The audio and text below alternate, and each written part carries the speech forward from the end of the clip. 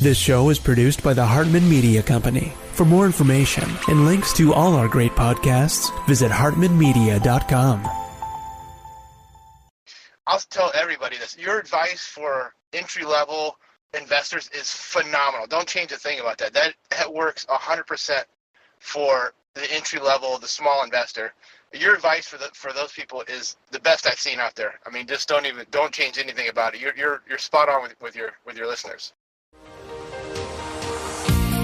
Welcome to the Creating Wealth Show with Jason Hartman. You're about to learn a new slant on investing, some exciting techniques, and fresh new approaches to the world's most historically proven asset class that will enable you to create more wealth and freedom than you ever thought possible. Jason is a genuine self-made multimillionaire who's actually been there and done it. He's a successful investor, lender, developer, and entrepreneur who's owned properties in 11 states, had hundreds of tenants, and been involved in thousands of real estate transactions. This program will help you follow in Jason's footsteps on the road to your financial independence day. You really can do it. And now, here's your host, Jason Hartman, with the complete solution for real estate investors. Welcome to episode 2165 and greetings from Tallahassee, Florida. As you can see if you're watching on video, we've got my mom and the dog in the background there. Pretty good shot, but you can hear her chewing her treat, which was the bribery. Right. What is that, Mom? Say hi. Hi. Oh, she doesn't bite. Okay. Anyway, we've got some good stuff to get into today. We're going to continue our discussion about complexity. We're going to continue that discussion. And I want to give you an update on a couple of markets. So here we go. Let's take a look at a couple of markets real quickly and see how they are performing as we are in an era of increasing inventory, although that inventory is still quite a bit below pre-pandemic levels. Okay, so first, let's look at the national picture. The national picture as of just 2 days ago, median price at $453,000. And we see here on the little speedometer provided by our friends at Altos, who've been on the show many times, we see that this is a seller's market. Although it's not an extreme seller's market as it used to be, it is a slight seller's advantage. When this dips below 30 in terms of the market action index, we move into a buyer's market. And right now on a national level, we are at 42. Just for comparison, if you remember some of my older videos during the extremely low inventory COVID era, we saw this market action index up into the 70s and 80s on some of those reports. So again, still a seller's market, but not like the crazy, savagely unaffordable, unobtainable market we used to have. Let's look at Huntstville, Alabama. There we see a market action index at 37, showing still a seller's advantage and a median price of $385,000. Let's look at Birmingham. We see that market action index at 42, even more of a seller's advantage and a median price of $270,000. Jacksonville, $350,000 median price and the market index at 41. Memphis, Tennessee, that perennial market that we have done so much business in for so long, median sales price of $238,000, and the index is at 40. So that is a seller's market as well, seller's advantage in that market.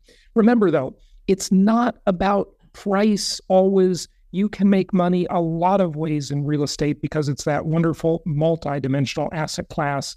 So inflation-induced debt destruction, of course, is just one of the many ways, at least 6 dimensions of income property. Of course, it is ideal, and you have all of those great attributes that we just went over on the prior episode.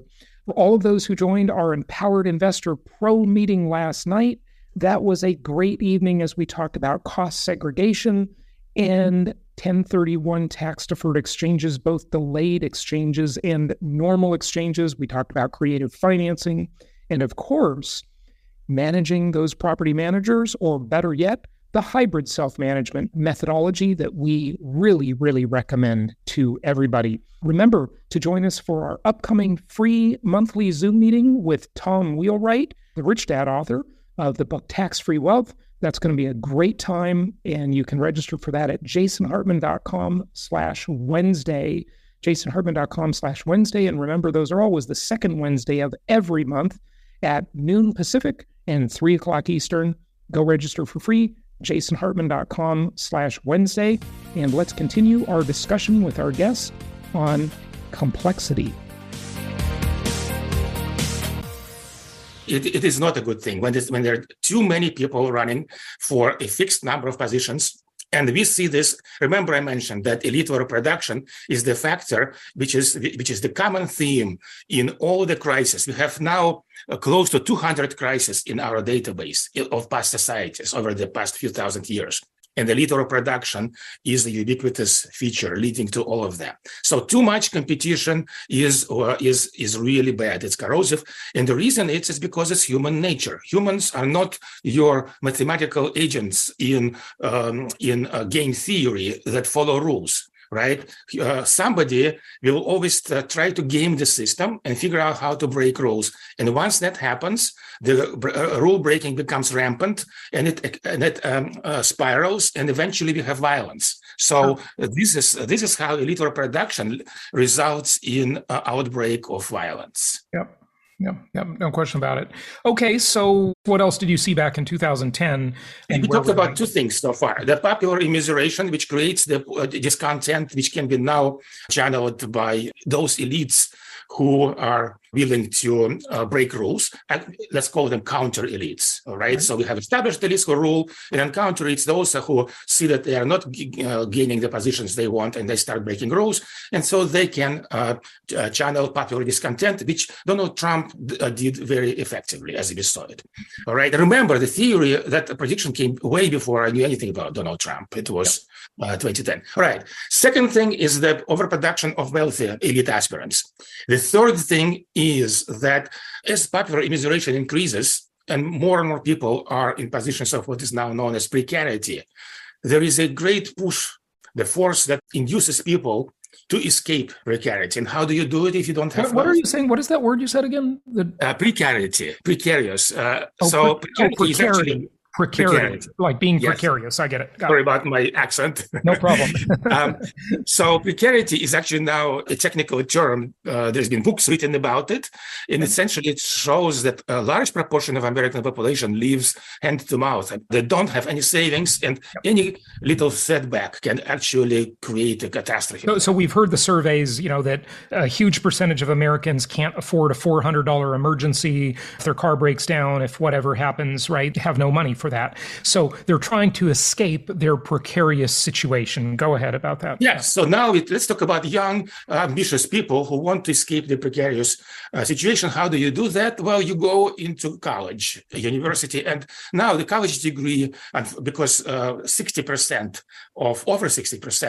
of high school graduates today go to college, that means that the college degree has been degraded, essentially. We can see that it's a reward. So now you have to go and get an advanced degree, like PhD, for example, law degree. Law degree is the most useful route to a politician career in the United States. So we have overproduction of the youth with advanced degrees, and there is not enough jobs for all of them. So, for example, why I focus on lawyers? It turns out that people with law degrees are the most dangerous profession from the point of view of the revolution. I think a lot of people listening will agree with you. But Lenin... Was it Shakespeare that said, first thing we do is kill all the lawyers? Yeah, exactly. Shakespeare. But if you look at it, Lenin was a lawyer, Castro was a lawyer, Maximilian Robespierre was, French Revolution was a lawyer, Gandhi was a lawyer, and so on. Abraham Lincoln, by the way, we can think about American Civil War as a kind of second American Revolution. He was a lawyer. So currently, we overproduce lawyers by a factor of 3 to 1, all right? And so what happens to the losing part is that they get salaries which are not even enough for them to pay off the loans that they got to complete the law school. Well, I mean, a few people will disagree that college has become a complete scam. I mean, it's so overpriced. And I think mostly we can thank the government insuring student loans for this problem we're in. It's just an absolute disaster. But go ahead. Yeah. But again, if you look at, let's say, long sweep, back in 1950, let's see, was it like 14% of the youth went to college? Now it's over 60%. It's not just because you can get student loans; it's because there is this push trying to escape precarity. All right. Yeah. So you have overproduction of wealthy people and overproduction of people with advanced degrees. And all of that creates a huge pool of discontented losers, essentially. And historically, it's from that pool of discontented, frustrated elite aspirants is where the counter-elites arise, who organize revolutions, become radicals, drive civil wars, and things like that. And so that's what I saw back in 2010. Yeah. Okay. What else should we know? Or are we ready to move on to where we're going with this? Exactly. So now we know about those major forces. And notice that I'm not, as I mentioned earlier, I'm very much sticking to a very neutral position. I'm not criticizing either Democrats or Republicans. In fact, I can say many critical things of both parties. So the reason is that it's not Joe Biden or Trump who are the causal agents of our trouble. They are the surface indicators of the deep trouble, the structural problems we've been discussing: popular immiseration and elite overproduction. All right, so that's what brought us into our current predicament. So how do we get out of it? Again, by looking at many different cases of previous societies that have got into crisis and emerged from it. We can learn from that.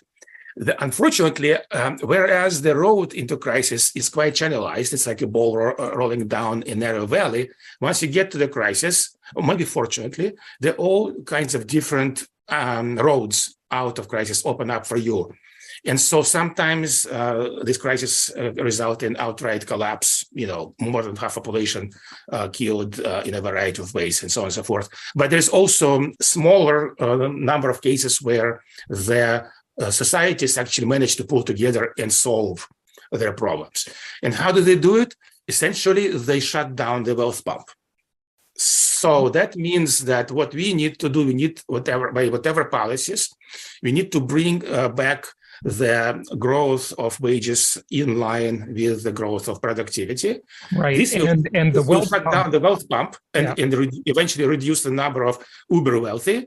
Also, it will reduce the number of people trying to escape from precarity. And so this is essentially how the deep down trends have been addressed in the past. And that's essentially what we need to do ourselves. The problem is the wealth pump is being controlled by the wealthy, and they're not going to give it up. So the Federal Reserve is largely to blame. The fact that we even have a central bank is largely to blame for that. But it's the Cantillon effect. I mean, right?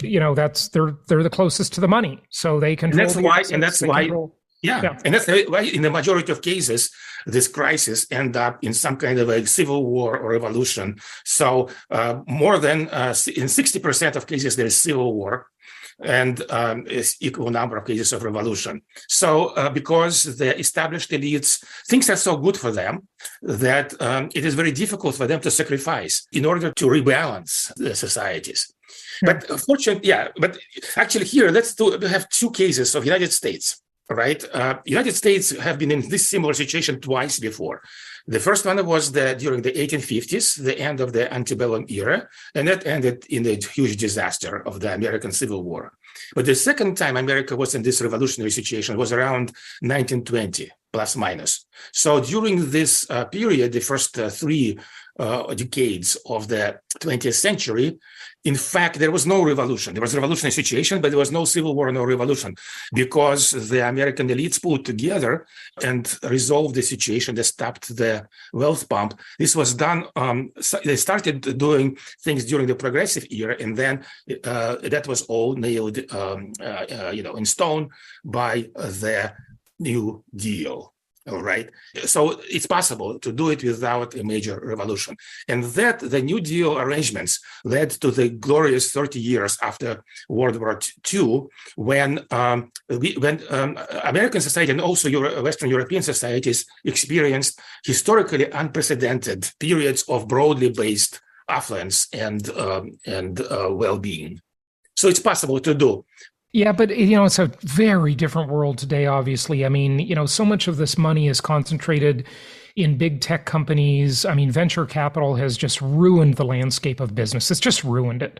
Venture capital is a huge culprit because they fund these stupid businesses, really. I mean, like you look at a business like Uber that has never made $1, right? And WeWork. I mean, how can these stupid companies get funded, right? It's just a dysfunctional capital formation environment where you've got all these small businesses that are real businesses that make real profits, even though they're not scalable billions of dollars in profits, but collectively they certainly make that. They can't get funding. They don't get any money. So I just don't know how that ever changes, Yeah, well, and that's the problem. That's why I'm worried about where we are. Many people think that the worst is past. The summer of riots in 2020, January 6th, 2021. But the problem is that the conditions, the trends continue to develop in the same direction. For example, there's up and downs in real wages, but right now it's going down because of inflation. The nominal wage increases in nominal wage don't keep up with inflation. So this immiseration continues. And the production of overproduction of elite aspirants also continues. So nothing has been done. And I agree with you. 100 years ago, United States was a very different country. I'm not arguing that we should do another New Deal or something like that. I'm just saying that it's possible to avoid a revolution and civil war. And I hope that this is what will happen here with us. But it will require substantial sacrifice on the part of the ruling class. Yeah, and I don't see that willingness. They'll have massive PR campaigns saying this is socialism, it's wealth redistribution, et cetera, et cetera. And look, everybody has to understand, I'm coming from the perspective of a wealthy person, okay? I mean, I've got more than enough money. And I think it's wrong. I mean, there's just too much concentration of wealth. I really like the middle class. I grew up in the lower class, and I think you've got to have a big middle class if you want to have a stable country or a stable society. There's just no other way. And you hollow out that middle class, and exactly, hollow out the middle class, and you create the situation where you have counter elites and large swaths of population immiserated. That's an explosive situation, because by themselves, let's think about the Middle Ages. The peasants are powerless. They can revolt, but then they're just killed off by armored knights. And today we have equivalent of armored knights. Just look at the police, riot police. It's okay. The police in riot gear are the armored knights. Think about what Tylers revolt in 1380 in England. All right. The knights just rode them down and killed some of them, dispersed the rest, and hanged Tyler. So non-elites really don't have that much capacity to overthrow governments. It takes counter-elites who provide organization and connections and energy to channel the popular discontent. Yeah. Maybe we can switch gears here and talk a little bit about demographics and the demographic cliff that I've been talking a lot about. I mean, you see marriage rates just plummeting, birth rates plummeting in most of the world, except for the few obvious places. What are your thoughts about that? How does that interplay with the macroeconomic picture, the societal picture, et cetera? Well, first of all, keep in mind that cliodynamics is trying to understand how societies work in many of its aspects. So economics is only part of it. You also need to understand politics and even things like climate change and so on and so forth. So economics is part of it. Now, back to your question. Yes, I saw that you had a recent podcast about the effect of demographic decline. Right. Now, I will actually argue the opposite side of the story. Sure. first of all, let me just emphasize that population declines have happened in history many times. And what they do, they typically are a powerful force that shuts down the wealth pump. So what is happening in the United States is, or in China, for example, everybody is talking about China population started to decline. I think this is the first year. And they're saying, oh, it's going to be a horrible thing. Well, it will cause some problems in the short run, but in the long run, what it does is that it reduces the labor supply, all right? And that drives businesses to pay higher wages. All right, so this is how it can this could be one of the factors that shuts down the wealth pump. So competition for jobs goes down, and businesses are competing for workers. All right, and so they have to bring the wages up. So right, that the problem is they're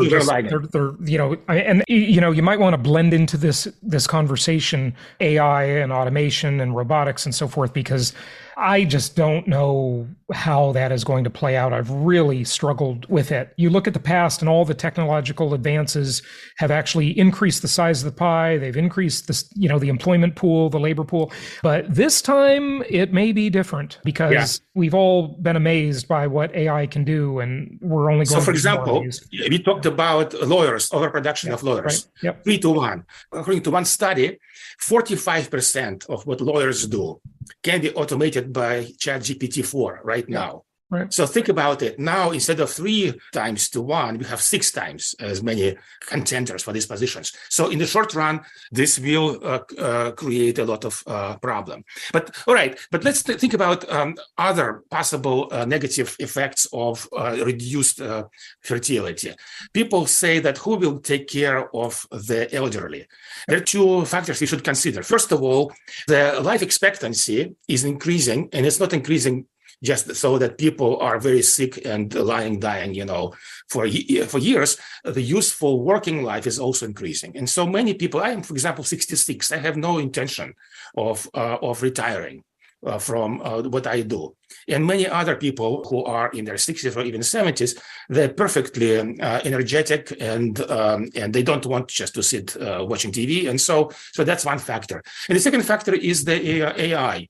So taking care of very old people can be automated, just turning a person in a bed, right? It's a very hard physical job, but that can be done by a robot. We don't have quite such robots yet, but the technology is there. So one caretaker equipped with robots essentially can take care of 10 old people easily enough. So that's another factor. So that's where AI actually has a silver lining, because that's the technology. There are all kinds of benefits that'll come from it, of course. I mean, no one would argue that. But, there's also a lot of job losses that'll come from it too, at least initially. Well, we have to manage it as a society. So we should race not against the machines, but we should race with the machines. Yeah. All right. Many of the things that robots are replacing people, but they're also replacing many of the bad jobs, dirty and dangerous jobs that we don't want people to actually perform. So it's AI can be a huge wealth pump, but controlling it is what has to be done at the society level. Yeah. I mean, the type of stuff that AI is doing now already is truly amazing.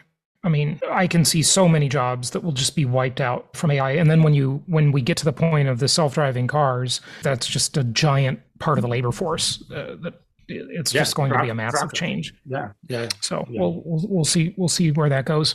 Okay. Is there anything else you want to leave our audience with? Any questions I didn't ask you, or anything else you want people to know? Yeah, let me just end on this note that we have obviously made quite a lot of strides with cliodynamics. We have now much better understanding why societies get into end times. But this is just the beginning of the road. We really need to do a much better science. We need social engineering, really. How come we spend a lot of money on health research, which is good, right? Because we want to be healthy. We also spend a lot of money on environmental science because we want to live in healthy healthy environments, but we also want to live in healthy societies. And to do that, we need to really put a lot of effort. Bright people should go into this field. We need to collect more historical data because we need to ability to test theories, and we need to develop those mathematical models to the point where you could use them in suggesting what are good, for example, policies, and what are bad policies. So this is the job of models to tell us what are the unintended negative consequences of any particular policies and actions. So that's what I would like to maybe end with, is that with the plea to put much more effort and resources into developing the science of societies. Yeah. Peter, give out your website.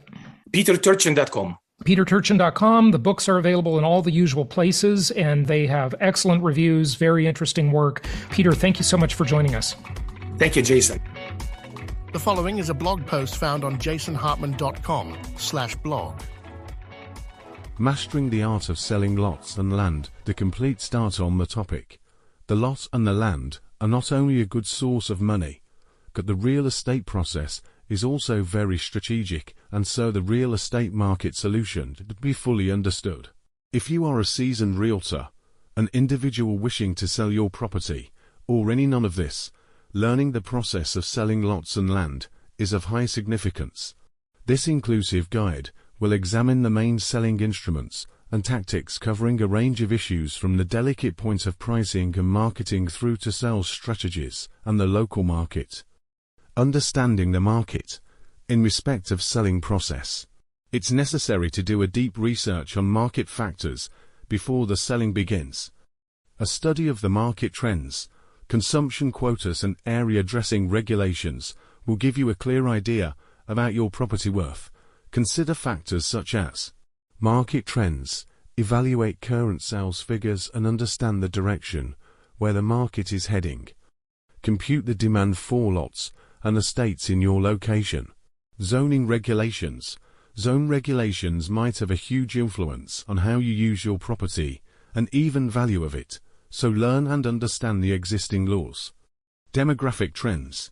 To have an understanding on the demographic trends of your target market, you will need to formulate marketing strategies that fit the requirements of that particular market.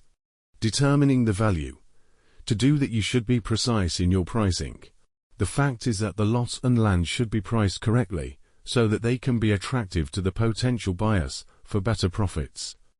Here are some factors to consider when determining the value of your property. Comparable sales. Do an intensive research on recent sales of similar lands in your area to set the optimal price range of the lot or land. Location and accessibility. Alter your location so that it is either near or far from amenities, and assess accessibility factors that include development potential. Assess the development capacity of your land, including its suitability for residential, commercial, or agricultural activities. Market conditions. Consider the present market circumstances and economic conditions that might affect the property values. Preparing your property. The appeal of the lots and land depends on their initial impression. Increasing the visual appeal of the property could be the first step in drawing buyers' attention. Consider the following steps to prepare your property for sale. Clearing the land. Clear the area of any debris, plants or obstacles that may cover up your property or restrict the access to it. Professional landscaping. Invest in landscaping to make the exterior of your house look more attractive and presentable. Survey and documentation. Secure a recent survey of your property and check to ensure that all documents, like boundary lines and easement rights, are correct and current. Highlighting features. Determine and emphasize the examples of special features or selling points of your property as area views, water features, or any potential for development. Marketing and promotion. Effective marketing is vital to find potential buyers and to make them interested in your property. Utilize a combination of online and offline marketing strategies to maximize exposure. Online listings. List your property on real estate websites. social media platforms and online marketplaces in order to reach as wide of the audience possible that consists of potential buyers. High-quality imagery. Hire a professional photographer to capture the beauty and promise of your property in online listings and marketing material. Targeted advertising. Employ your targeted advertising strategies to reach audiences from certain demographics or buyer segments matching your property type. Networking and referrals. Make use of your professional network and relations in the real estate industry to gain referrals and verbal recommendations. Negotiation and closing. When the potential sellers are drawn in, the next step is the negotiation. Here are some tips for negotiating the sale of your lot or land. Remain flexible. Be open to negotiation and be ready to give an inch to get a mile in order to reach a win-win situation. Highlight value. Highlight what make your property superior and justify your asking price to go into this negotiation with confidence. Seek professional guidance. Think about employing a real estate agent or lawyer who has vast experience in handling land transactions to guide you through the processes of negotiation and closing. There is a need for careful planning. Market studies and marketing strategies that are properly directed for selling off the lots and land. Through understanding the market dynamics, setting an ideal asking price, and staging or prepping the home, your chances of attracting buyers and closing the deal will be greatly enhanced. Thank you so much for listening. Please be sure to subscribe so that you don't miss any episodes. Be sure to check out the show's specific website and our general website, hartmanmedia.com, for appropriate disclaimers and terms of service. Remember that guest opinions are their own, and if you require specific legal or tax advice or advice in any other specialized area, please consult an appropriate professional. And we also very much appreciate you reviewing the show. Please go to iTunes or Stitcher Radio or whatever platform you're using and write a review for the show. We would very much appreciate that. And be sure to make it official and subscribe so you do not miss any episodes. We look forward to seeing you on the next episode.